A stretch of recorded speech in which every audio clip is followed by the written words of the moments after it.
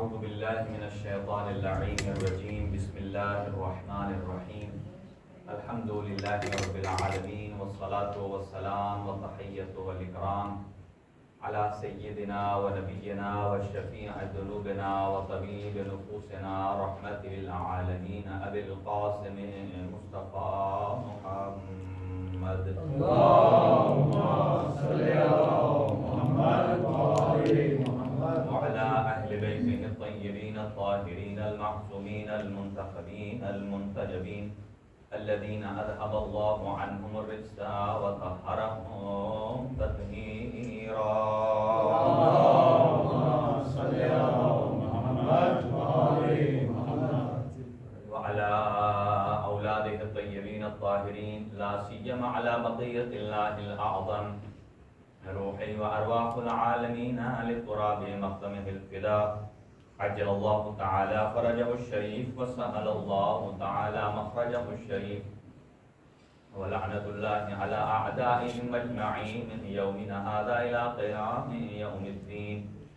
أما بعد فقد قال الله الحكيم في كتابه المتين بسم الله الرحمن الرحيم يا أيها الذين آمنوا إن جاءكم فاسق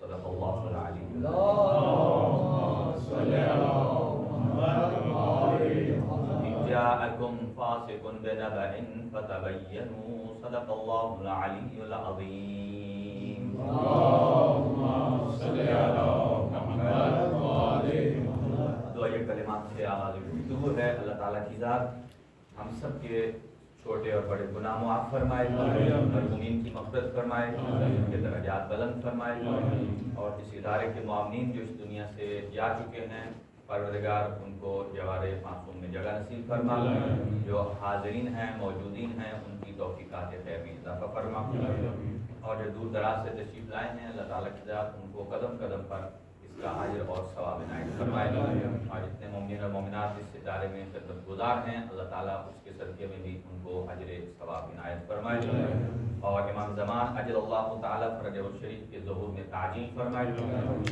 ہم سب کو کربلا کو سمجھنے اور اس پر عمل پیرا ہونے کی توفیق عنایت فرمائے. پروردگار حق محمد و اہل بیت محمد مریضوں کو شفاء کلی عنایت فرما، خاص طور سے ایک مومنہ حاجرہ جو کہ کینسر میں مبتلا ہیں اللہ ان کو شفا نصیب فرمائے. ایک اور اسی طرح مومن مریض ہیں سید ارشاد حسین شاہ صاحب ہیں، سید دلاور حسین ہیں، اللہ ان تمام بیماروں کو صحت کاملہ و عاجلہ عطا فرمائے. اپنی دعاؤں کی قبولیت کے لیے ایک بآواز بلند صلوات پڑھیے. اللهم صل على محمد حاضرین گرامی اکادر، حضرت امام زین العابدین علیہ السلام کی حیات طیبہ سے متعلق ایک حضرت کی شان میں صلوات پڑھ لیجیے.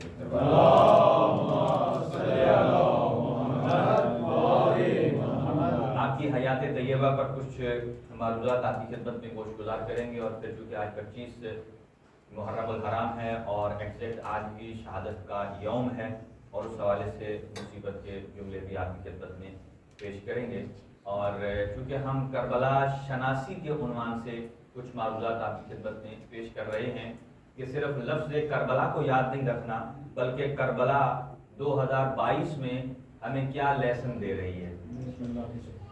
ہم ہر سال خالی کربلا سے ہو کر آ جاتے ہیں، صرف یہی فضیلت نہیں ہے، یقیناً اس کی ایک اپنی فضیلت ہے، اس کا اجر ہے، اس کا ثواب ہے، انسان کے گناہوں کی مغفرت ہوتی ہے، لیکن ہم نے اپنی لائف کو کیسے چینج کرنا ہے کہ ہماری زندگی کے صرف وہی دن کربلا میں نہ گزریں کہ جو ہم زیارت کے لیے جاتے ہیں، بلکہ وہاں سے وہ سیکھ کر آئیں کہ بھلے ہم سرزمین بیلجیم پر بھی ہوں تو تب بھی ہمیں ذکر کربلا ہو رہا ہو اور اپنے آپ کو ہم سرزمین کربلا پر محسوس کر رہے ہیں.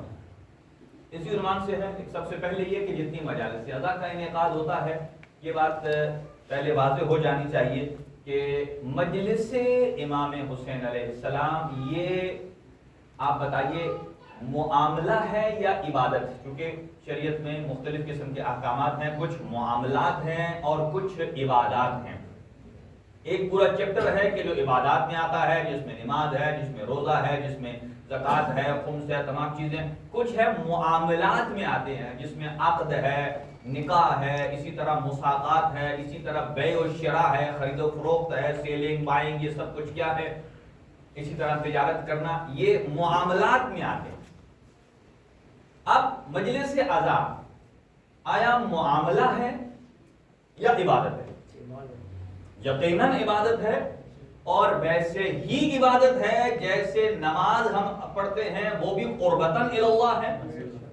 جیسے ہم نماز پڑھتے ہیں نا، 2 رکعت نماز پڑھتا ہوں قربتاً الی اللہ، یعنی اللہ کی قربت کے لیے، ویسے ہی مجلس پڑھنے والے کو بھی نیت کرنی چاہیے کہ میں مجلس سید الشہداء پڑھ رہا ہوں قربتاً الی اللہ.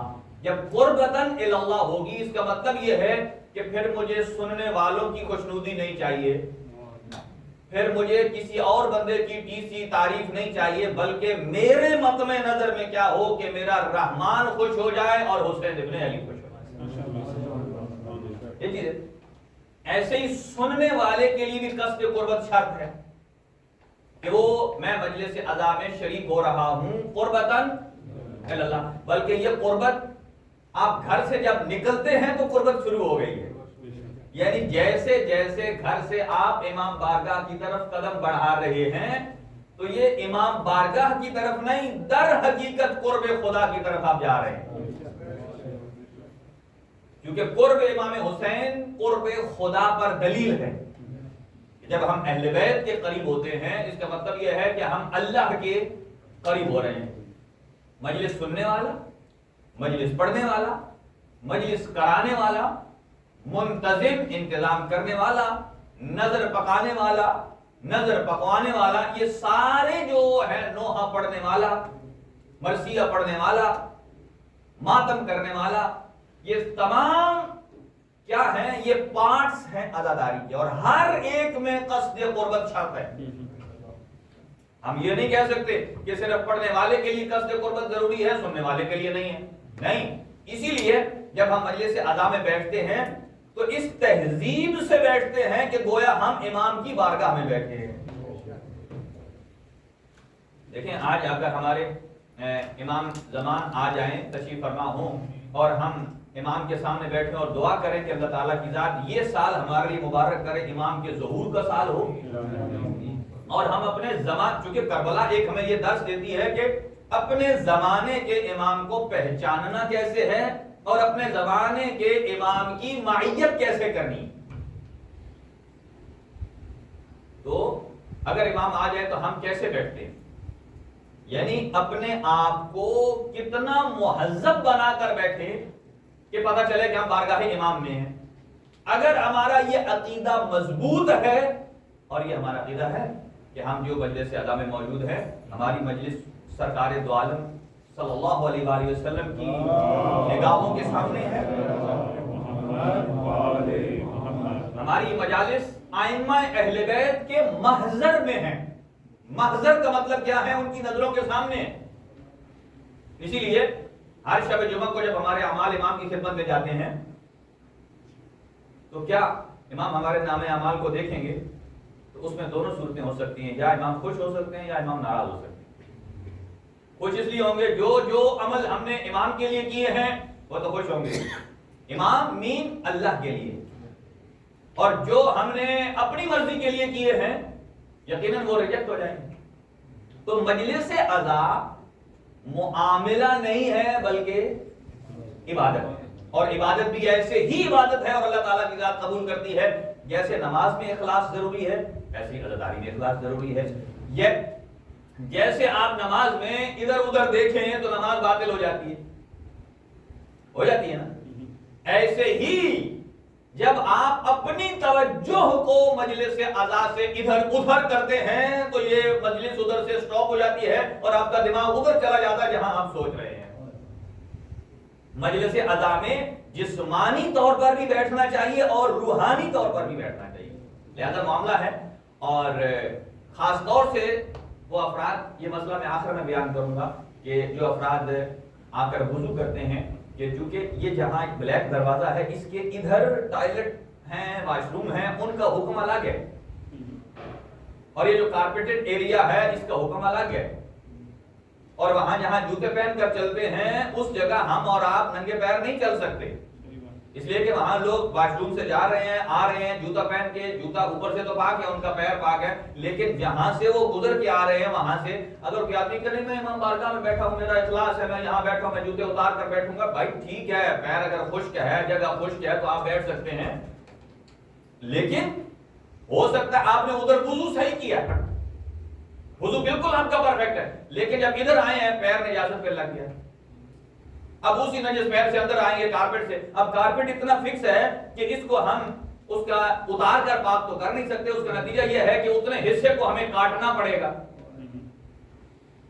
آسان حل یہ ہے کہ کاٹنا پڑے گا، لہذا طہارت ضروری ہے، اسی لیے پاک پیغمبر صلی اللہ علیہ وآلہ وسلم نے ارشاد فرمایا کہ جو شخص اپنے آپ کو باوضو رکھتا ہے، باوضو مطلب 24 گھنٹے نہ نماز پڑھنی ہے نہ قرآن پڑھنا ہے، لیکن اپنے آپ کو باوضو رکھتا ہے، حضرت نے ارشاد فرمایا کہ جو آدمی اپنے آپ کو ہمیشہ باوضو رکھتا ہے اللہ تعالیٰ کی ذات اس کی عمر کو بڑھا دیتا ہے۔ کیوں بڑھا دیتا ہے کبھی سوچا ہے؟ اس لیے کہ جب انسان کے نفس میں پاکیزگی اور طہارت آتی ہے اور اللہ عین کمال ہے اور طہارت باعث بنتی ہے کہ انسان کی زندگی لمبی ہو جائے، اگر توجہ ہے تو جملہ عرض کروں، تو اگر ہم اپنی طہارتوں کو ان کے ساتھ ملا دیں کہ اللہ نے کہا یطہرکم تطہیرا ہے، تو ہم روحانی طور پر بھی پاک ہیں اور جسمانی طور پر بھی پاک ہیں۔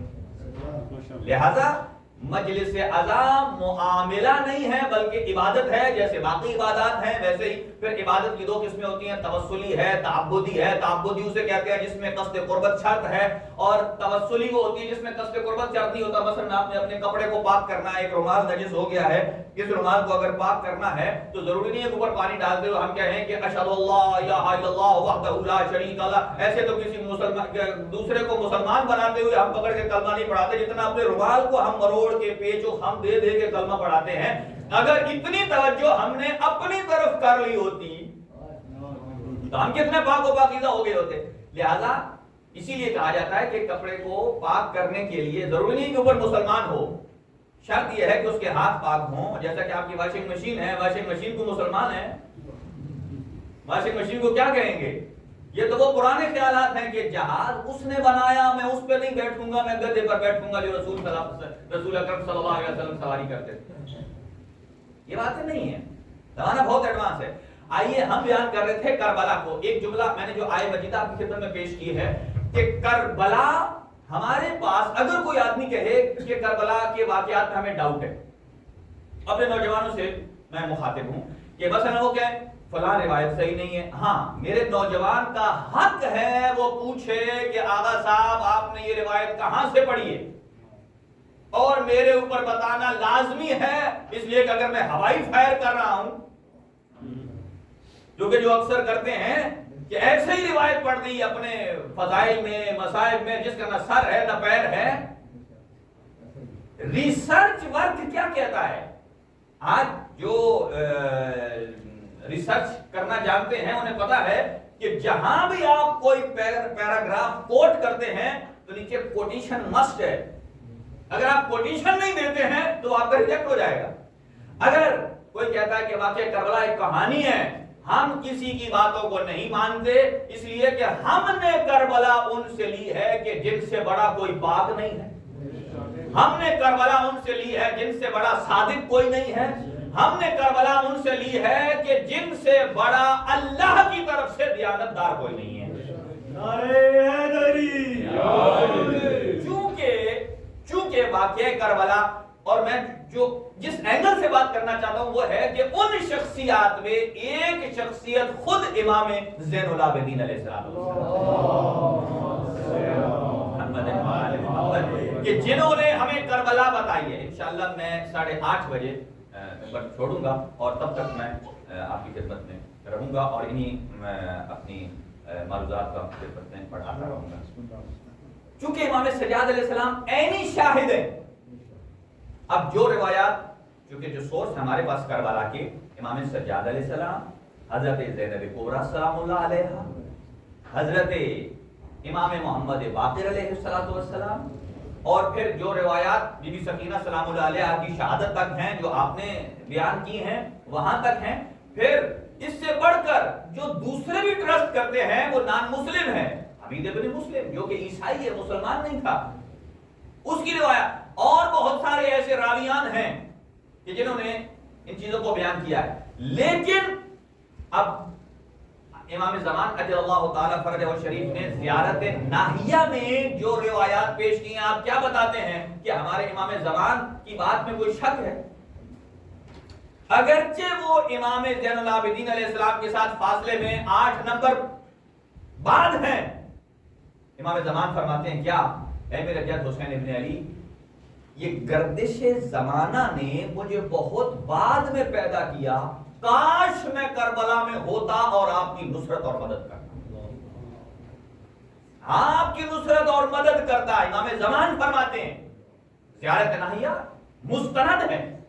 اور اسی طرح بہت ساری، میں نے جس چیز کو آپ کی خدمت میں پیش کرنا ہے، قرآن مجید فرماتے ہیں سورہ واقعہ حجرات میں کہ ان جاءکم فاسق بنبأ، آپ کے پاس کوئی فاسق آ جائے خبر لے کر تو فتبینوا، اس کی چھان بین کرو، چیک کریں صحیح ہے غلط ہے، کیونکہ ہے ہی جو فاسق. اس لیے کہ اگر مومن ہو تو قابل بھروسہ ہے، جب فاسق ہے تو کیا بھروسہ اس خبر پر. اور فسق کہتے کسے؟ فسق کہتے ہیں، یہ اصطلاح میں 2 چیزیں جو ڈکشنری میں آپ کو ملے گی. کوئی بھی سوراخ، یہ جو حشرات ہیں جو سوراخ میں رہتے ہیں بلوں میں، کوئی بھی وہ مثلا کوئی کیڑا اپنے بل سے باہر نکلتا ہے، اس کے باہر نکلنے کو کہتے ہیں فسق. یا جیسے آپ کوئی پھل کھاتے ہیں جس کے اوپر چھلکا ہوتا ہے، جب آپ اس کا چھلکا اتارتے ہیں، جیسے مثلا ہاں جی کیلا ہے یا اسی طرح اورنج ہے، جب آپ اس کا اتارتے ہیں تو اصل پھل نکل آتا ہے. یعنی چھلکا اتار کر اصل پھل جو باہر آتا ہے اسے کہتے ہیں فاسقہ، فسق. ٹھیک ہے، یعنی نکل آنا، اصلی شکل اور چہرہ نکل آنا. تو اب آپ کہیں گے کہ کیا فاسق کی آپ نے اتنی تعریف کر دی ہے؟ اس کا مطلب یہی ہے، فاسق یہ ہے کہ جو اللہ کی بتائی ہوئی حدود سے باہر نکل جائے، اسی کو تو فاسق کہتے ہیں، اسی کو فاسق کہتے ہیں. اسی لیے 2 اصطلاحات الگ الگ ہیں کہ کافر اور ہے، فاسق اور ہے.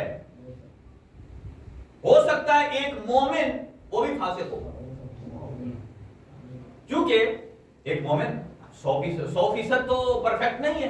ہو سکتا ہے 99 کام صحیح کرے اور ایک کام میں جب کوئی دیکھنے والا نہ ہو تو ہاں تو ہلکا پھلکا وہ کہے چلو ٹھیک ہے. تو اب اس نے کیا کیا؟ فسق کیا ہے. لیکن یہ سارے کا سارا ٹوٹلی فاسق نہیں ہے، توجہ رہے، یہ صرف اسی ڈائریکشن میں اور اتنے % ہی فاسق ہے جتنی دیر وہ شریعت سے باہر نکلا ہے. سمجھ آ گئی ہے؟ جتنی دیر وہ شریعت سے، مثلا ایک آدمی سے فجر کی نماز پر الارم بج گیا، اس نے اٹھا دیا، ہم نے اسے دبا دیا اور سو گئے، باقی سارے کام ٹھیک ہو گئے، لیکن ہم نے فسق کیا ہے، لیکن وہ ایک کیا ہے جو نماز قضا کی ہے. ٹھیک ہے نا؟ باقی جو ہم نے باقی کام کیے، والدین کی خدمت کی ہے، بچوں کی خدمت کی ہے، ظہر کی نماز پڑھی ہے، حج کیا ہے، اپنے مقام پر وہ ایمان ہے، ثابت ہے. لہذا اسی لیے کہا گیا ہے کہ 12ویں آقا یہ سرکار دو عالم نے ارشاد فرمایا، ایک زمانہ آئے گا جب لوگ صبح حالت فسق پر ہوں گے، شام کو حالت ایمان پر ہوں گے. صبح حالت فسق پر، شام کو حالت ایمان پر. اور فسق ایسا ہے کہ اگر انسان توبہ کر لے تو دوبارہ اپنی اصلی حالت میں پلٹ جاتا ہے، اصلی حالت میں پلٹ جاتا ہے. اور اللہ کا لاکھ لاکھ شکر ادا کریں کہ اللہ نے جو ہمیں ائمہ عطا کیے ہیں. فسق تو وہ ہوتا ہے کہ جو شریعت کی حدود سے باہر نکل جانا، فزیکلی نکل جانا، لیکن سوچنے سے آدمی فاسق نہیں ہوتا. لیکن اللہ نے ہمیں وہ امام دیے ہیں کہ نکلنا تو دور کی بات ہے، کبھی فسق کے بارے میں سوچا بھی نہیں ہے. کیوں؟ یہ طہارت کے اس لیول پر موجود ہے، اطاعت کی اس لیول پر موجود ہے۔ اچھا، جب یہ آیت نازل ہوئی کہ جب کوئی فاسق خبر لے کر آئے تو آپ تحقیق کر لیجئے کہ ایسا نہ ہو کہ کسی قوم کے بارے میں ایسی باتیں کریں آپ کہ بعد میں پھر نادم ہونا پڑ جائے، تحقیق ضروری ہے۔ تو یہ آیت کا شان نزول کیا ہے؟ میں جو چیز آپ کو بتانا چاہتا ہوں وہ یہ ہے کہ جب سوال یہ ہے کوشچن اپنے نوجوانوں کے لیے کہ لوگ کہتے ہیں کہ جب امام حسین علیہ السلام نے بیعت کیوں نہیں کی، جب باقی سارے صحابہ نے کر لی تو امام حسین کو کر لینی چاہیے؟ میں وہ جواب نہیں دوں گا جو آپ نے سنے ہوئے، یہ میرا تحقیقی جواب سنیے۔ ہاں جی، علامہ مودودی نے کہا ہے کہ یہ تو سوال ہی غلط ہے، پہلے دیکھو معیار صحابہ نہیں ہے، معیار حسین ہے، اگر حسین نے نہیں کی تو انہوں نے کی کیوں ہے؟ لہذا وہ پہلے ہی چھٹی میں فارغ کر دیا ان کو۔ لیکن میں جو سننا چاہتا ہوں کہ میں آپ کو وہ ساری صحابیت کی کیٹاگرائز کر کے کیٹاگریاں بتانا چاہتا ہوں، فیصلہ آپ نے دینا ہے۔ یعنی ریسرچ ورک یہی ہوتا ہے کہ آپ کسی بھی مسئلے کے تمام آپشنز کو سامنے رکھیں، پھر جو غلط ہے اسے نکالتے جائیں، جو بچ جائے وہ صحیح ہوگا۔ ٹھیک ہے، اب آئیے اسی پر میں آنا چاہتا ہوں کہ تحقیق کے مرحلے میں یہ آیت کس کے بارے آئی؟ اچھا یہ بات سنیں کہ یہ آئی ہے ولید بن عقبہ، ولید بن عقبہ، اور امام سجاد علیہ السلام کو جس نے زہر دیے وہ ولید بن مروان ہے۔ ولید بن عقبہ کے بارے میں یہ آیت آئی ہے، اور اسی ولید کو قرآن نے 2 مرتبہ فاسق کہا ہے، 2 مرتبہ فاسق کہا ہے۔ ایک مرتبہ کب؟ یہ جو آیت ہے، اور دوسری اس آیت کے بعد۔ پہلے یہ سن لیں پھر اس کے بعد دوسری طرف آتا ہوں۔ ولید بن عقبہ، توجہ رہے میں کیوں یہ کیسے کس سینیریو سے پیش کر رہا ہوں، کچھ نتیجہ آپ کی خدمت میں پیش کرنا چاہتا ہوں کہ جیسے ہی یہ آیت آئی کا کہ جب پہلے یہ سن لیں کہ یہ ولید بن عقبہ تھا کون؟ یہ تیسرے خلیفہ کا مادری بھائی تھا، تیسرے خلیفہ کا مادری۔ مادری کیا مطلب ہے؟ کہ ان کی اور اس کی مدر ایک ہے، باپ الگ الگ ہے۔ آگے حاشیہ آپ کا اپنا۔ دوسرا، عمرو ابن عاص کے سعد ابن ابی وقاص کے بعد خلیفہ ثالث نے اسے ولید بن عقبہ کو کوفہ کا گورنر بنا دیا۔ جب گورنر بنایا، اس نے فجر کی نماز کتنی رکعت ہوتی ہے؟ 2، اور اس نے پڑھا دی 4۔ اور یہیں پر اکتفا نہیں کیا بلکہ اس نے پیچھے مڑ کے پوچھا اگر آپ چاہیں تو میں اس میں اور بھی اضافہ کر دوں۔ اللہ کا شکر ادا کریں، اللہ نے آپ کو غدیر اور کربلا جیسی نعمتیں دی ہیں کہ ایسی لعنتوں سے اللہ نے تعصب قیامت آپ کو بچا لیا ہے۔ اور اس نے کہا اور بڑھا دوں، اتنے پیچھے لوگ متوجہ ہوئے اور انہوں نے کنکر مار مار کے اسے وہاں سے ہٹایا۔ شراب پی ہوئی تھی اس نے، اور اس کے بعد پھر وہیں محراب مسجد میں اس نے کی وامٹنگ کی، شراب نکلی اندر سے، اور جب اس کے اوپر ثابت ہو گیا کہ یہ کہ اس نے شراب پی ہے اور اس پر حد جاری ہوئی، لہذا کسی کے بارے یہ ثابت ہو جائے کہ اس نے یہ خلاف ورزی کی ہے تو وہ تو ڈیفینیٹلی قرآن کی آیت کے مطابق پکا فاسق ہے۔ اس کے بارے آیت اب سینیریو بن گیا۔ اب آئیے، قرآن کہتا ہے جب فاسق خبر لے کر آئے تو تحقیق کر لیں۔ سرکار دو عالم، اور یہ مسلمان کب ہوا؟ فتح مکہ کے بعد، جب حضور سرور کائنات نے مکہ فتح ہوا تو ان کے پاس ایک قبیلہ ہے، قبیلہ بنو مستلق۔ بنو مستلق کے پاس اسے بھیجا کہ جاؤ زکات لے آؤ۔ یہ وہاں گیا اور خوف تھا، خوف کے مارے واپس آ گیا۔ کیوں؟ اس لیے کہ جب تک ایمان نہیں لایا تھا تب تک قبیلہ بنو مستلق اور اس کے درمیان اچھی بھلی ٹینشن تھی۔ اس نے کہا کہ میں زکات لینے جاتا ہوں تو زکات تو مجھے ملے گی یا نہ ملے گی، میری وہ زکات نکال دیں گے، لہذا خوف کے مارے واپس آ گیا۔ اور اس نے رسول کو کیا بات کہی سنیے، پھر ہم کربلا پر آتے ہیں۔ کہتا ہے یا رسول اللہ انہوں نے زکات دینے سے انکار کر دیا، زکات دینے سے انکار کر دیا۔ حضور سرور کائنات نے ان کو پھر پیغام بھیجا، کہا کہ دیکھو سیدھے سیدھے زکات دے دو وگرنہ میں تمہیں تمہاری طرف ایسے کو بھیجوں گا، ایسے کو بھیجوں گا کہ جو میرا نفس ہے تمہارے لڑنے والوں کے ساتھ لڑے گا، بچوں کو قید بنائے گا، قیدی بنائے گا اور تمہارے ساتھ مقابلہ کرے گا. اور یہ جملہ کب کہا؟ علی ابن ابی طالب کے شولڈر پر ہاتھ رکھ کے کہا. اور جیسے ہی یہ جملے آپ نے ارشاد فرمائے میں ایسے کو بھیجوں گا، اتنے میں آیت نازل ہوئی، یہی آیت ان جاءکم فاسقن، جب تمہارے پاس کوئی فاسق خبر لے کر آئے تو تحقیق کرو.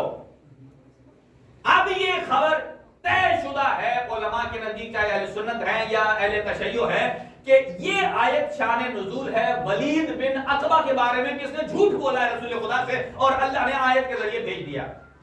دوسرے مقام پر ایک آیت ہے قرآن میں جو اکثر آپ دعائے کمال میں پڑھتے ہیں، افمن کان مؤمنا کمن کان فاسقا لا یستوون، کہ مومن اور فاسق کبھی برابر نہیں ہو سکتے. ایک مقام پر اسی نے ولید نے امیر المومنین سے خطاب کر کے کہا کہ میں آپ سے 3 چیزوں میں آگے ہوں. ایک، نیزہ بازی میں آپ سے تیز ہوں. دوسرا، باتیں کرنے میں آپ سے زیادہ ہوں. تیسرا، فصاحت و بلاغت میں آپ سے زیادہ ہوں. اب امیر المومنین سنتے رہے، آخر میں ایک جواب دیا جو قرآن کی آیت کی روح سے تھا. ایک مطلب فرمایا اسکت انما انت فاسق، چپ ہو جا، اس لیے کہ تو، اور تو دور کی بات ہے، تو اللہ کی آیت کے مطابق پکا فاسق ہے. جیسے ہی امیر المومنین نے یہ جملہ کہا، ادھر سے جبرائیل آیت لے کر آگے افمن کان مؤمنا کمن کان فاسقا لا یستوون، کہ جب ایک فاسق مومن کے برابر نہیں ہو سکتا تو جو ایک فاسق امیر المومنین کے برابر کیسے ہو سکتا ہے؟ اب آ جائیے، یہ نتیجہ آپ کی خدمت میں آ گیا. تو یہ تمام علماء کے نزدیک، توجہ صرف میری طرف رہے، میں ایک جو آپ کی خدمت میں نتیجہ پیش کرنا چاہتا ہوں وہ یہ ہے کہ یہ صحابی بھی ہے اور پکا یہ آیت اسی کی شان نزول میں ہے. اور اس کا جو شان نزول ہے وہ اس کی شان میں ہے.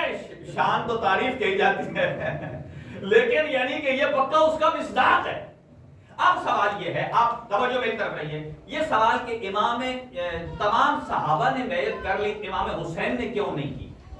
اب پہلا کوسچن آپ نے مجھے بتانا ہے، کیا سارے صحابی صحابیت میں برابر ہیں؟ کیا سارے صحابی عدالت میں برابر ہیں؟ کیا سارے صحابی علم میں برابر ہیں؟ کیا سارے صحابی تقوی میں برابر ہیں؟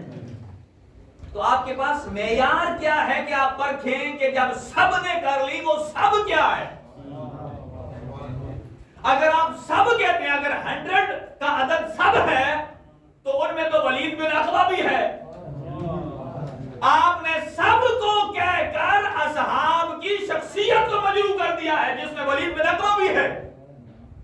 اس کا مطلب یہ ہے کہ کم از کم یہ تو طے ہو گیا کہ سارے صحابی عادل نہیں تھے. اب پھر آپ کا کوشچن ہے کہ کن کن صحابہ نے بیعت کی کہ حسین ابن علی نے نہیں کی؟ آیا عادل صحابہ نے کی ہے؟ آیا متقی صحابہ نے کی ہے؟ آیا سارے پرہیزگاروں نے کی ہے؟ اچھا، اب آپ کو میں ایک بتاتا ہوں جو 4 قسطیں میں نے کی ہیں، اور وہ یہ ہے کہ سارے اصحاب کی ڈیفینیٹلی میں جلدی گزر رہا ہوں برابر نہیں ہے. اس لیے کہ جب امیر المومنین پر ایمان لانے والے سارے اصحاب، جن میں 10 ہیں، حضرت سلمان 10ویں درجے پر ہیں، ابو ذر اسی طرح 9ویں پر ہیں، عمار ہیں، مقداد ہیں 7ویں 8ویں پر، جب یہ برابر نہیں ہے، ان کا ایمان برابر نہیں ہے، تو باقیوں کو کیا برابر ہے؟ اچھا، آپ خود مجھے یہ بتائیے کہ جو آدمی دشمن کی خبر کو قبول کر لے اور اللہ کے رسول کی خبر کو قبول نہ کرے، میدان احد میں کیا ہوا؟ ایک آواز گونجی کہ رسول اکرم صلی اللہ علیہ وسلم شہید ہو گئے. اور یہ تو فرق ہے علی میں اور ان میں. وہ کیوں بھاگے؟ یہ کہہ کر کہ جب رسول نہیں رہے تو ہمارے لڑنے کا کیا فائدہ؟ جب رسول خدا نہیں رہے تو ہمارے لڑنے کا کیا فائدہ؟ یہی فرق تھا ان میں اور علی میں. علی نے کیا کہا؟ علی نے کہا لڑو خوب، اس لیے کہ جب مصطفیٰ نہیں رہے تو ہمارے جینے کا کوئی فائدہ نہیں ہے، ہماری زندگی کا کوئی فائدہ نہیں ہے. اور تیسرا کہ آیا ایک جو آئیڈیا ہے اہل تسنن میں وہ یہ ہے کہ اصحاب جو ہیں وہ ان کو دو کیٹیگریز میں کرتے ہیں. وہ کہتے ہیں خلیفہ ثالث سے پہلے اور صحابی ہیں اور بعد میں ان کا کرائٹیریا اور ہے. کیوں؟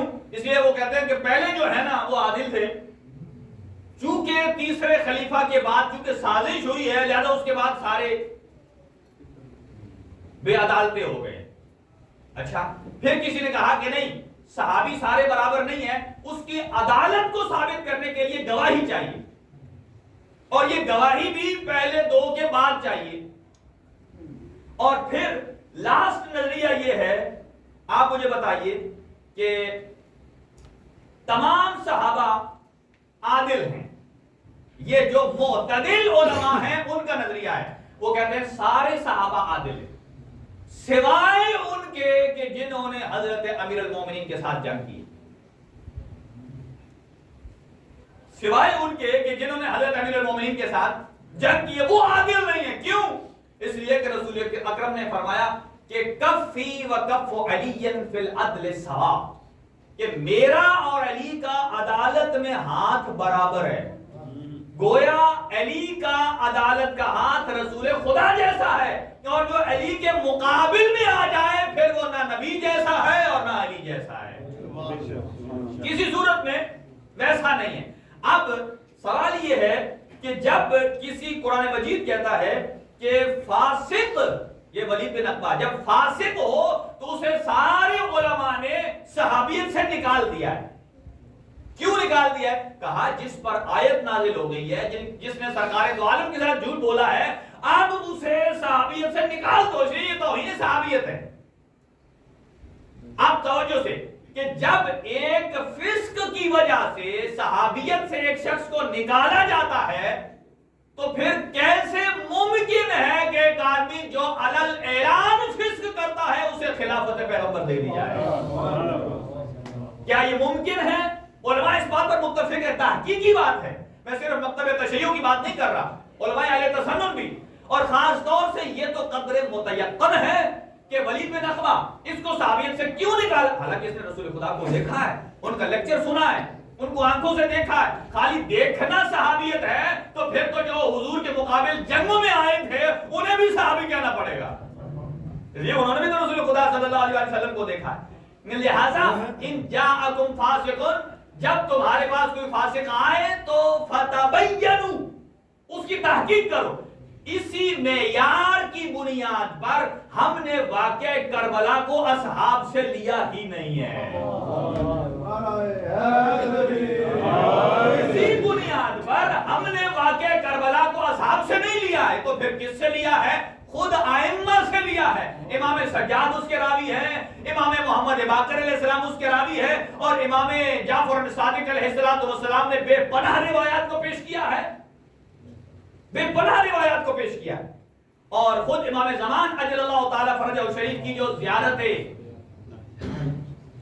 ناہیہ ہے اس میں بے پناہ چیزیں بیان کی گئی ہیں. اب آئیے امام سجاد علیہ السلام کی شخصیت پر تھوڑی گفتگو کرتے ہیں، اور وہ یہ کہ امام کتنے بامعرفت تھے. ہمارے پاس کوئی پیمانہ نہیں ہے، چونکہ اللہ قرآن میں فرماتا ہے وَجَعَلْنَاهُمْ أَئِمَّةً يَهْدُونَ بِأَمْرِنَا، ہم نے انہیں امام بنایا ہے، وہ ہمارے امر سے لوگوں کی ہدایت کرتے ہیں. وَأَوْحَيْنَا إِلَيْهِمْ فِعْلَ الْخَيْرَاتِ، ہم نے ان پر وحی نازل کی ہے کہ وہ لوگوں کے ساتھ خیرات کریں. أَقَامَ الصَّلَاةَ وَإِيتَاءَ الزَّكَاةَ، اور وہ نماز بھی قائم کریں، زکات بھی دیتے ہیں. کانوا لنا عابدین، اور وہ سارے عبادت گزار ہیں. یہ آیت کس کے بارے ہے؟ انبیاء کے بارے میں. یعنی انبیاء کس سے پتہ چلتا ہے کہ یہ انبیاء کے بارے میں ہے؟ کیونکہ اس میں لفظ اوحینا استعمال ہوا ہے. اوحینا جس پر وحی آتی ہے وہ انبیاء ہیں. ائمہ وحی کی ضمانت کے ذمہ دار ہیں. کہا کہ انہیں ہم نے ائمہ یعنی انبیاء کو لوگوں کا رہبر بنایا، اور ہم نے نیک کاموں کی ان کی طرف وحی کی، نماز قائم کریں، زکات دیں، کانوا لنا عابدین. تو یہ اللہ کے عبادت گزار بندے ہیں. اور ایک اور مقام پر اللہ قرآن میں ارشاد فرماتا ہے جب حضرت آدم کو بنا لیا وَإِذَا سَوَّيْتُهُ وَنَفَخْتُ فِيهِ مِنْ رُوحِي فَقَعُوا لَهُ سَاجِدِينَ، ملائکہ سے کہا ملائکہ حضرت آدم کو جب میں نے بنا لوں، انہیں میں سنوار لوں، ان کے اندر میں روح ڈال دوں تو آپ ان کے سامنے سجدہ کرتے ہوئے جھک جائیے۔ تو ساجدین کا لفظ استعمال کیا، توجہ میری طرف رہے گی تو میں عرض کروں گا۔ تو انبیاء کی عبادت کا جہاں تذکرہ ہے اللہ نے قرآن میں عابدین کہا ہے، اور ملائکہ کی عبادت کا جہاں تذکرہ ہے ان کی عبادت کو اللہ نے ساجدین کہا ہے۔ انبیاء کی عبادت کو عابدین سے تعبیر کیا ہے، ملائکہ کی عبادت کو ساجدین سے تعبیر کیا ہے۔ اب آ جائیے انبیاء اور ملائکہ کو ملائیے میرے چوتھے امام کے ساتھ کہ امام کے دو ہی لقب ہیں، یا زین العابدین ہے یا سید الساجدین ہے، کہ جب امام سجاد کی عبادت کو انبیاء کی عبادت کے ساتھ ملائے تو زین العابدین کا درجہ ہے، اور جب امام کی عبادت کو ملائکہ سے ملائے تو سید الساجدین کا درجہ ہے۔ نعرہ حیدری،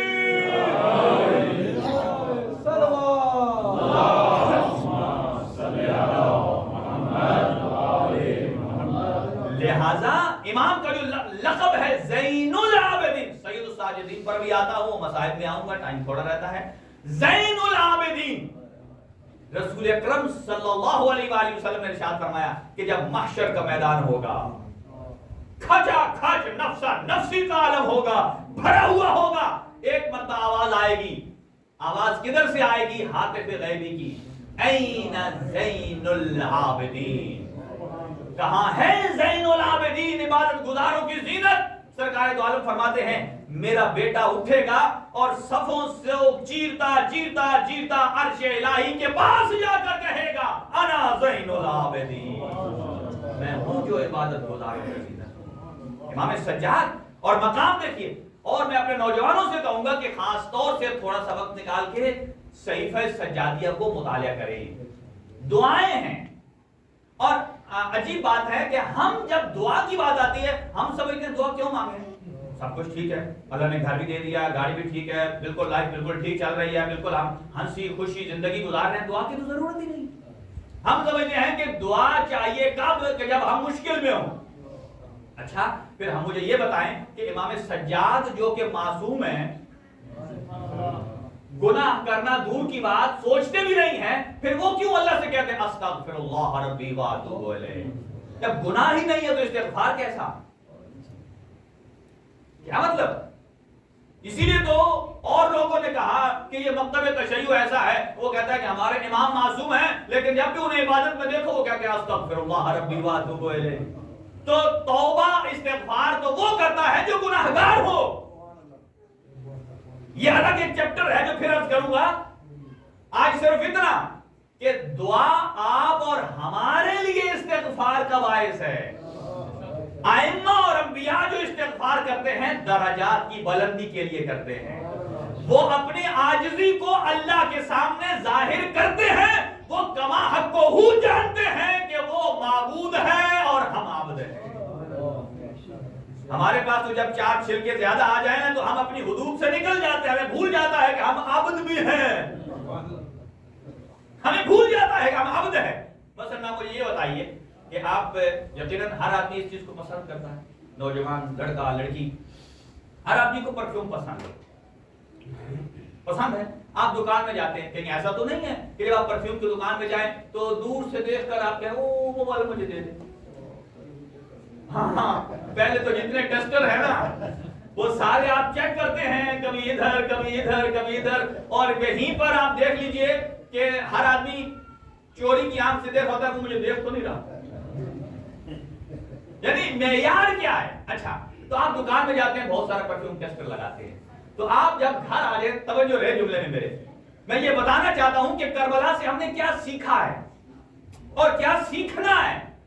ہم جب پرفیوم کی دکان سے ہو کر آتے ہیں، اگر ہم اس کپڑے کو نہ دھوئیں تو ہم اتنا لگا کے آتے ہیں کہ 10 دن تک اس کی خوشبو جاتی نہیں جاتی نا۔ اچھا اگر کوئی آدمی مثال پلٹ رہا ہوں، کسائی کی دکان پر کام کرتا ہے، گوشت ہر روز کاٹنا، اب وہ گھر آئے، وہ بھلے جتنے بھی کپڑے دھو لے اس کے کپڑوں سے گوشت ہی کی بو آئے گی، کیوں؟ اس لیے کہ وہ کسائی کی دکان سے ہو کر آئے۔ سوال میرا یہ ہے کہ اگر کوئی آدمی خوشبو والی دکان پر جائے، اتنا ٹیسٹ کرتا ہے، چیک کرتا ہے کہ 10 دن تک اس کے بدن سے خوشبو نہیں جاتی ہے، اگر کوئی کسائی کی دکان سے ہو کر آئے تو 10 دن تک، یا مثال دے رہا ہوں کہ کچھ ٹائم تک اس کے بدن سے گوشت کی اسمیل آتی رہتی ہے، تو ہم ہر سال کربلا آتی ہے، ہر سال کربلا جاتے ہیں، تو کربلا جانے اور کربلا منانے کے بعد کیوں نہیں ہمارے وجود سے کربلا کی خوشبو آتی؟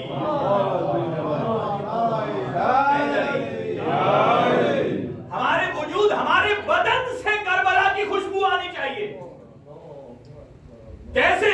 کہ اگر ہم نے کربلا منا لی ہے، دیکھیں پرفیوم کی دکان میں جانے سے پہلے ہمارے سے خوشبو نہیں آتی، جانے کے بعد چینجنگ آ گئی، خوشبو آ گئی ہے، تو جب ہم، آپ یہ سمجھیں کہ امام بارگاہ میں جب آپ آئیں اس نیت سے آئیں کہ ہم کربلا میں جا رہے ہیں۔ کیوں جا رہے ہیں؟ اس لیے کہ جب والی کربلا امام بارگاہ کی نسبت ایسے امام سے دے دی گئی ہے، اور اگر یہیں آپ یقین کی منزل پر فائز ہوں، ایک مرتبہ کربلا سے ہو کر آئیں، تو پھر یہاں آپ خوشبو سونگھیں گے تو وہی خوشبو احساس کریں گے۔ ٹھیک ہے؟ تو ہر سال ہم کربلا مناتے ہیں، کربلا کے بعد اگر ہمارے وجود میں چینج نہیں آتا تو سمجھیے کہ کربلا کی خوشبو نہیں آ رہی ہے۔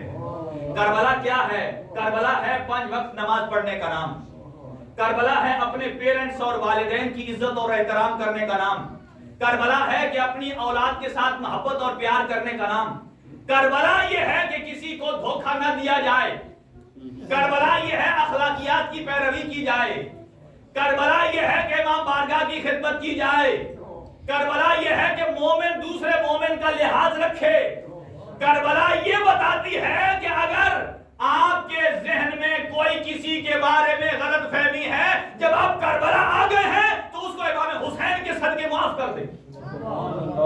اگر معافی کی جرت نہیں ہے تو پھر کربلا صرف رسم ہے اور کچھ نہیں ہے۔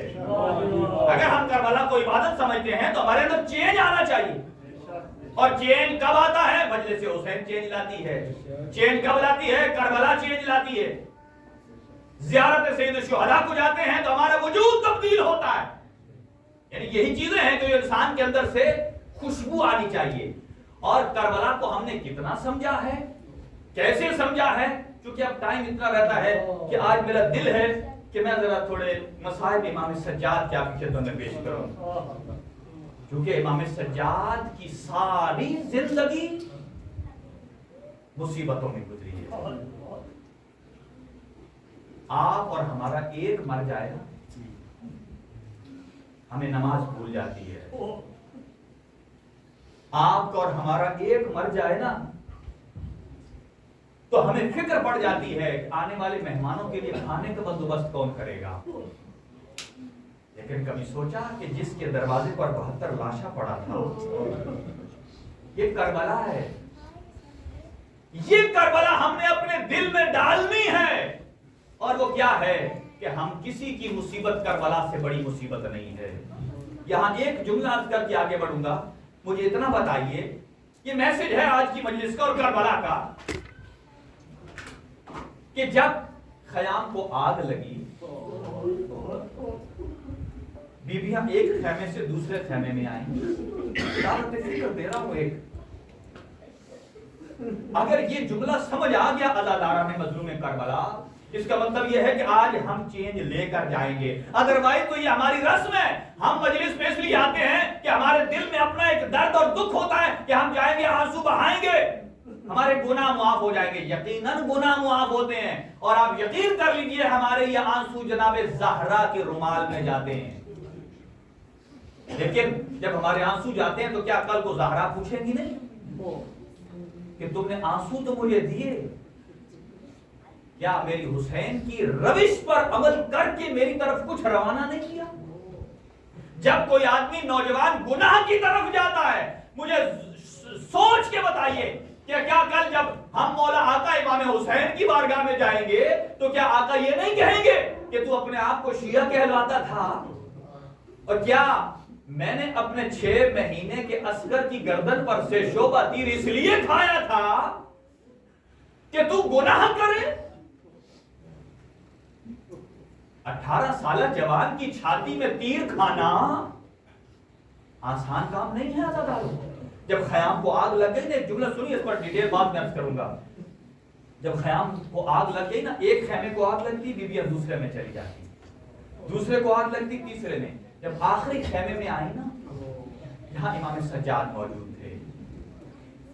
اور ایک مرتبہ امام سجاد، دیکھ لیں یہاں میں کہوں گا میرا تاریخ کا وہ مظلوم امام ہے جس کے سر پر دستار باپ نے نہیں باندھی، جس کے سر پر دستار پھوپھی زینب کبریٰ نے باندھی ہے. اور کب باندھی ہے؟ جلتے خیموں کے بیچ میں. اور ایک مرتبہ آئیں اور پوچھا، اے میرا بیٹا سجاد، خیموں کو آگ لگ گئی ہے، بتائیں کیا کریں؟ جل کے مر جائیں یا باہر نکل جائیں؟ ایک مرتبہ کہا علیکن بالخروج، اے پھوپھی اماں باہر نکل جانا واجب ہے. ایک مرتبہ کہا اے بیٹا سجاد ذرا آنکھیں کھولو، دیکھو ہمارے سروں پر مکنا اور ردا نہیں ہے. اب میرا سوال یہ ہے، کیا بی بی کو معلوم نہیں تھا یہ مسئلہ شرعی؟ پھر کیوں پوچھا اپنے زمانے کے امام سے؟ بی بی بتانا چاہتی تھی، کربلا یہ بتاتی ہے کہ کوئی عورت جتنی مرضی عالمہ ہو جائے، کیونکہ بی بی تو وہ ہیں کہ جنہیں معصوم نے لقب دیا ہے انت عالمۃ غیر معلمہ، آپ تو ایسی عالمہ ہیں کہ جن کو کسی نے تعلیم نہیں دیا ہے. جب بی بی اپنے زمانے کے امام سے پوچھ رہی ہے، اس کا مطلب یہ ہے کہ ہمارے زمانے کی کوئی عورت بی بی زینب کبریٰ کے مقام سے اس کا مقام بلند نہیں ہے. یہ اطاعت ہے. اور لوگ کتنے حساس ہو گئے تھے شہادت کربلا کے بعد. امام جب مدینہ پہنچے نا، اور امام زین العابدین خاص طور سے رمضان میں جب سامنے افطار آتا نا تو رو پڑتے تھے. پانی پر نظر پڑتی تو گریا کرتے، کھانے پر نظر پڑتی تو گریا کرتے. اگلا جملہ سنو گے، جب کسی خاتون کو با مکنا و ردا دیکھتے تھے نا، اور جب بھی کسی خاتون کی آغوش میں 6 مہینے کا بچہ دیکھتے تھے، ایک مرتبہ کہتے تھے السلام علیکم یا ابا عبداللہ الحسین. اور لوگ مدینہ میں اتنے حساس ہو چکے تھے کہ امام جب مدینہ کی گلیوں میں آتے تھے نا، تو جو قصاب تھے نا اپنے گوشت کے اوپر کپڑا ڈال دیتے تھے. آپ کے لیے سننا آسان ہے، میرے لیے پڑھنا آسان ہے. تھوڑی دیر کے لیے آنکھیں ذرا بند کیجئے اور اپنے آپ کو کربلا لے چلو.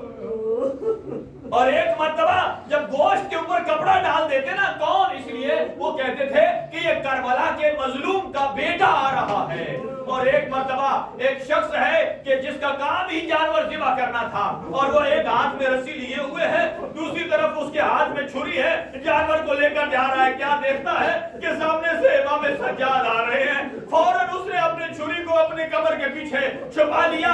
امام نے کہا اے شخص ادھر آؤ، میں تم سے اتنا پوچھنا چاہتا ہوں کہ یہ جانور کدھر لے کر جا رہے ہو؟ کہتا ہے آقا آپ جانتے ہیں کہ میرا پیشہ یہ ہے. تو کہا کہ تیرے ہاتھ میں کیا ہے؟ کہا میں نے اس لیے چھری کو چھپا لیا.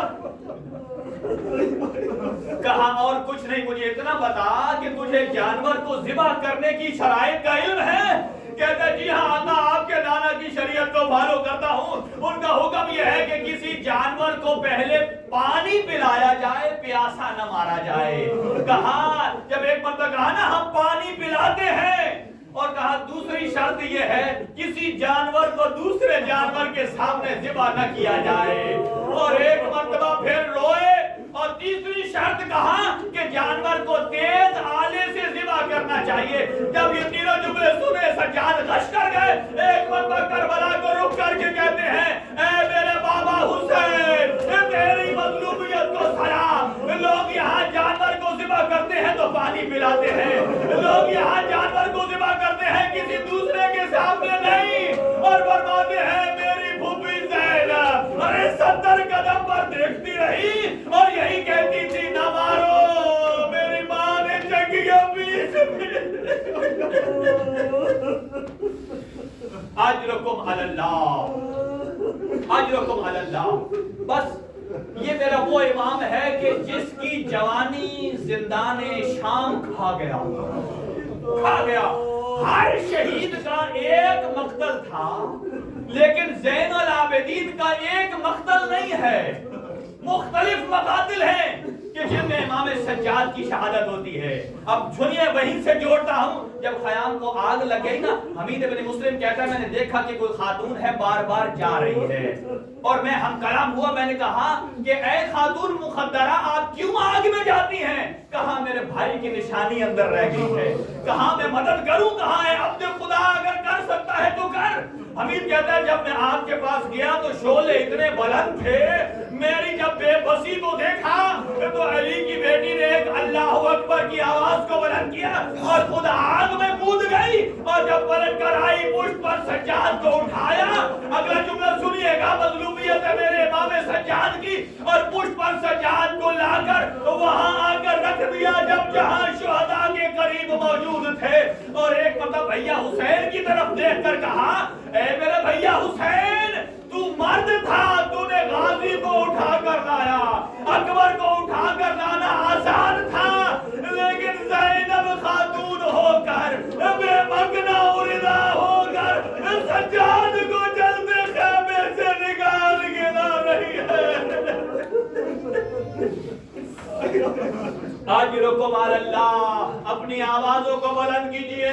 सैयदुस साजिदीन है ना, इमाम सज्जाद के अगर सजदों को गिनना है ना तो कहाँ गिनो? कोई सजदा सज्जाद ने करबला की गर्म रेत पर दिया है, कोई सज्जाद का सजदा ऊंट की पुष्ट पर है, और कोई सज्जाद का सजदा शाम के बाजार में है।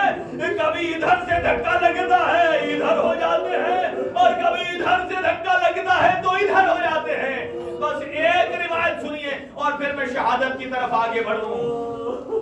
एक मर्तबा जब शाम के बाजार में, इब्ने मंजर की रिवायत है, इब्ने मंजर ने कहा आका आप हमेशा रोते रहेंगे, कभी आपका गिरिया खत्म होगा? कहा ऐ इब्ने मंजर, जो चीज मैंने अपने आंखों से देखी है। इसीलिए इमाम बाकिर फरमाते हैं मेरे बाबा की आखिरी वक्त तक मैंने जब कान लगा के सुना, मेरे बाबा के लब हिल रहे थे और तब भी कह रहे थे अशाम अशाम अशाम। और यही वो मकाम है कि जहां मेरे इमाम ने फरमाया या लैतनी लब दलितनी उम्मी, काश मेरी मां ने मुझे न जाना होता और सज्जाद ये मंजर न देखता। एक रिवायत सुनिए, मेरी शहादत की तरफ आ रहा हूँ। इब्ने मंजर को मौला ने कहा कि मैं कैसे रोना बस करूं? इब्ने मंजर से कहा ये गर्दन का मेरी निशान देख। क्या निशान देखा? गर्दन का ये हिस्सा जला हुआ था। कहा आका ये क्या हुआ? कहा कि जब हम सब कैदियों के हाथ बंधे हुए थे, जब हम शाम के बाजार में पहुंचे, कहीं से आवाज आई कि अब पत्थरों की बारिश कर दो। एक जालिमा ने आग बरसाना शुरू कर दी और वो आग का बल जलता हुआ गोला वो मेरी आकर इमामे पर लगा और मेरा इमामा जलना शुरू हो गया। और इधर मेरे तो हाथ मसरूफ थे, लेकिन बावजूद इसके कि मेरी 4 साला बहन सकीना के भी हाथ मजबूर थे, लेकिन इसके बावजूद खाक उठाकर मेरे ऊपर डालती रही और कहती रही न मारो, मेरा एक ही भैया सज्जाद है। आजिरुकुम अलल्लाह। बस 3 मिनट की तकलीफ है, वक्त तमाम है। इस जालिम ने जहर दिया हशाम ने वलीद के जरिए, और दुआ करो अल्लाह न करे कोई जहर से शहीद हो जाए। जब इमाम को जहर मिला और जब तपश जहर बढ़ी, इमाम कभी बिस्तर पर इधर जाते हैं कभी इधर जाते हैं।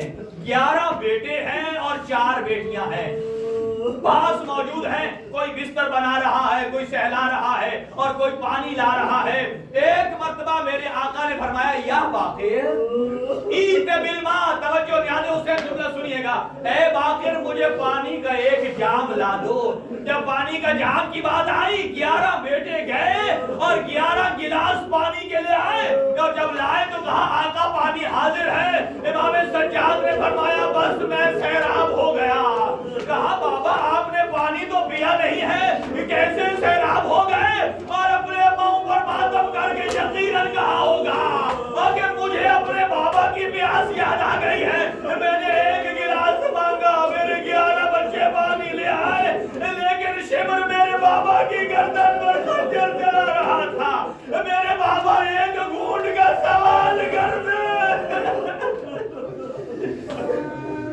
आज रखो अल्लाह, ये मकबूलियत वाली मजलिस है कि जब हर तरफ से गिरिया बुलंद हो जाए, समझो कोई मासूम हस्ती आ गई है। आज बीबी ज़ैनब कुबरा को पुरसा पेश करो कि जो मुसाफिर शाम इमाम सज्जाद को बचाकर मदीना ले गई है। आज रखो अल्लाह। और एक मर्तबा बस आखिरी जुमला है, उसके बाद ताबूत आ रहा है और इमाम ने वसीयतें करना शुरू कर दी। कहा, ऐ मेरा बेटा बाकिर, मुझे गुस्ल खुद देना, मुझे कफन खुद पहनाना। अज़ादारो, ये वो वसीयत है कि हर इमाम ने अपने बाद आने वाले इमाम को वसीयत की है, मुझे गुस्ल भी देना, मुझे कफन भी देना, मुझे दफन भी करना। लेकिन ज़हरा कलाल मज़लूम करबला जब सज्जाद के पास रुखसत आखिर को आया तो सज्जाद को इमाम हुसैन ने वसीयत नहीं की मुझे गुस्ल देना, कफन देना, इसलिए जानते हैं कि मुझे गुस्ल मेरे खून से मिलेगा और मेरा हुदूद खा के करबला से मिलेगा। आज रकम अल्लाह, इमाम सज्जाद ने वसीयत की, बाकिर बेटा मुझे गुस्ल देना, कफन देना और मेरी जायदाद को 2 हिस्सों में तकसीम कर लेना, और एक हिस्सा जब हाजी मिना में जाए और अपनी कुर्बानियों को पकड़ कर लाए ना ज़िबा करने के लिए, तो वहां मेरे बाबा की मसाइब पढ़ना और एक जुमला कहना, ऐ हाजियों, ऐ कुर्बानी करने वालों, इब्राहिम का बेटा इस्माइल तो बच गया था, लेकिन ज़हरा का लाल करबला में ज़िबा हो गया। आज रोको माल अल्लाह। बस आखिरी जुमला, आज भी 3 ऐसी हस्तियां हैं कि जिनके ताबूत पर आज भी जंजीर लगे होते हैं। एक मेरा आका मूसा कासिम का जनाजा है, एक 4 साल की सकीना का जनाजा है, और एक मेरे इमाम सज्जाद का जनाजा जिसमें हथकड़ियां भी है, जिसमें बेड़ियां भी है। एक मर्तबा 3 शख्सियात ऐसी हैं, बस आखिरी जुमला है कि 3 शख्सियात ऐसी हैं कि जिनके गुस्ल पर गुस्ल देने वालों ने चीख बुलंद की। पहली दुख्तर पैगंबर का गुस्ल कि जब अली इब्न अबी तालिब गुस्ल दे रहे थे ना पाक पैगंबर की बेटी को, और एक मर्तबा चीख बुलंद की, फिजा ने कहा, आका आप तो फातेह खैबर और बदर और हुनैन हैं, क्या देखा? कहा, ज़हरा जिंदगी में कहती थी मेरा पहलू जख्मी है, अरे ये जख्मी नहीं है, ज़हरा की तो पसलियां टूट चुकी है।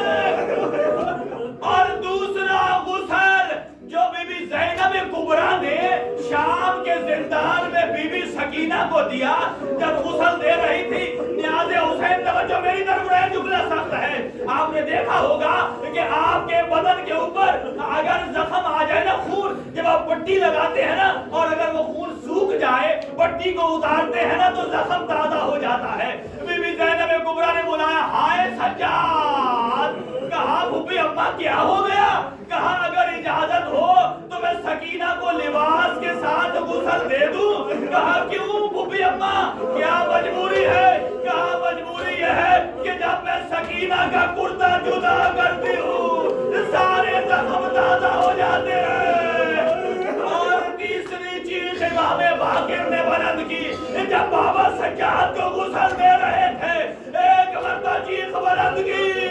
जब पूछा क्या हुआ, कहा, मैंने आज देखा मेरे बाबा की गर्दन में जो तोक डला था उसमें कीले मौजूद थी। अरे मेरे बाबा की गर्दन के जख्म इतने शदीद थे, आ गया जनाजा। अरे गरीबे करबला का, उसके बेटे का आज कंधा 2 इमाम सज्जाद का जनाजा है। और मैं कहूँगा, आका सज्जाद आप बड़े खुशकिस्मत हैं,